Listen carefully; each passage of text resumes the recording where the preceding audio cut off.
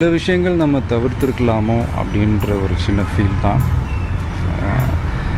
சும்மா general public ஒரு பசிக்கு சாப்பிட முடியாமல், மருந்து மாத்திரை வாங்க முடியாமல், ஏடிஎம் கார்டுக்காக வெளியூர் போய் முக்கியமாக திரும்ப வீடு வந்து சேர முடியாமல், அன்னன்னைக்கு கிடைக்கிற 500 1000 வச்சுக்கிட்டு சின்ன சின்ன தொழில் பண்ணுற வியாபாரிங்க முதற்கொண்டு தியேட்டர்ஸ், மால்ஸ், மார்க்கெட்ஸ், இந்த மாதிரி தேவையில்லாமல் இவங்கெல்லாம் ஏதோ கொஞ்சம் பாதிக்கப்படுறாங்களோ அப்படின்ற ஒரு சின்ன ஃபீல் தான்.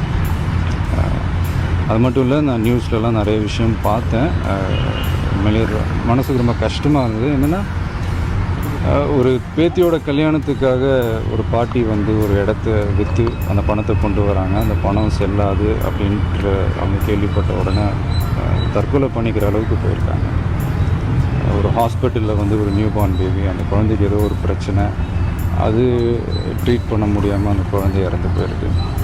ஸோ இந்த மாதிரி சில விஷயங்கள் வந்து கொஞ்சம் அவாய்ட் பண்ணியிருக்கலாமோ அப்படின்றது தான்.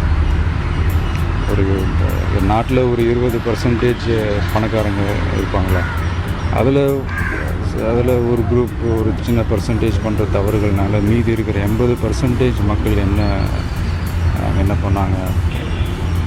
நான்